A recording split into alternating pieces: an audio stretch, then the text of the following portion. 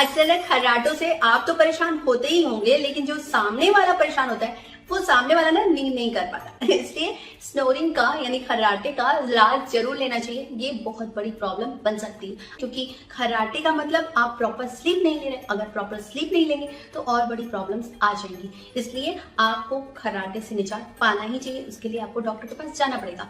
लेकिन उसके साथ ही हम बताएं घरेलू उपचार में, तो आपको खर्राटे के लिए स्टीम जरूर लेना चाहिए। स्टीम से भी खर्राटे कम होते हैं।